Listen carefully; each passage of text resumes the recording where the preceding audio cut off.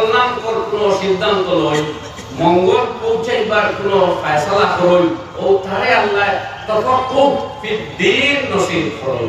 দ্বীনে ইসলাম ও সমাজ, ইলমে ফিকহ, ইলমে হিকমত যারে দান করই, তার প্রতি আল্লাহর ভালো সিদ্ধান্ত তো দেই। এর লাগি ভালো আলিম, ভালো ফকিহ, ভালো মাসলা মাসাইলের মুহাক্কিক, ইজাজ রাখনেওয়ালা আলিম, যদি টাকা কম থাকে, অ্যাকাউন্ট ছোটও থাকে, প্রপার্টি লোও থাকে, তবু আল্লাহর কসম বুঝুন জানি এর প্রতি আল্লাহর ফয়সালা ভালো। সুবহানাল্লাহ। যদি নবীর হাদিস সহিহ হয়ে থাকে এবং ইয়াকিনান সহিহ, কথা বুঝছেন নি ভাই?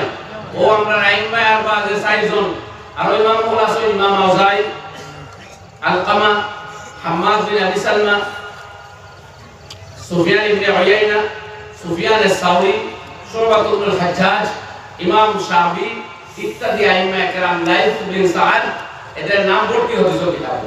কিন্তু তাদের প্রচলিত মতগুলা দুনিয়াতে এত বেশি, তাদের প্রতিষ্ঠিত মতগুলা এত বেশি দেওয়াজ হইছে না। বাকি চাইলেও ইমামর যেভাবে দুনিয়া প্রতিষ্ঠা লাভ করছে, প্রচারিত হয়েছে, তার কারণ হলো এরা রেখে ময়দান আল্লাহ কায়েম করে দিলে ইসলাম, তারা ভালো উপযুক্ত শাগির পাইল ইসলাম, এরার জরিয়তে তারা ফতোয়া মাসাইলগুলো সারা দুনিয়া প্রতিষ্ঠা লাভ, প্রচার লাভ করছে। বাকিগুলো পাইছেন না। আমি আরো 4-5 মিনিটের ভিতরে আমার কথা শেষ কথা চাইবো। এই ইলমে হিকমত যেটা, এটা আল্লাহ আইম্মা আরবারে বিশেষ করে দিয়েছিলাম। এরা ফাহমুল কোরআন ও তাদাব্বুরুল লাভ করলো, কোরআন বুঝা, হাদিস বুঝার ভিতরে ঢুকে গেছে। সনদ মতো হাদিস বর্ণনা করছেন, খদিয়া ওটা বুঝা থামাই গেছে। আল্লামা বদরুদ্দিন আইনি রাহমাতুল্লাহি তাআলা আলাইহি শরহুল বুখারী, উমদাতুল কারী, ওখান মধ্যে একটা হাদিস উল্লেখ করিয়া দিলে আল্লাহ তাআলা যে এই হাদিসটা কি ফুকাহায়ে কেরামে 52টা মাসলা আবিষ্কার করেছেন। সুবহানাল্লাহ।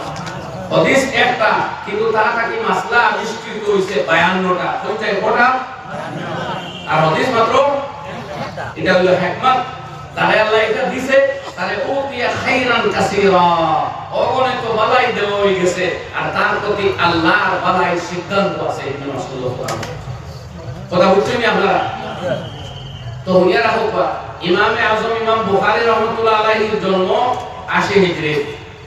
তার মানে আল্লাহর নবী দুনিয়া থেকে তশরীফ নেওয়ার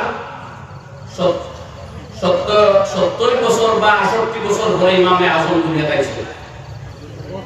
তার ওফাত হইছে 150 হিজরি, 150 হিজরি।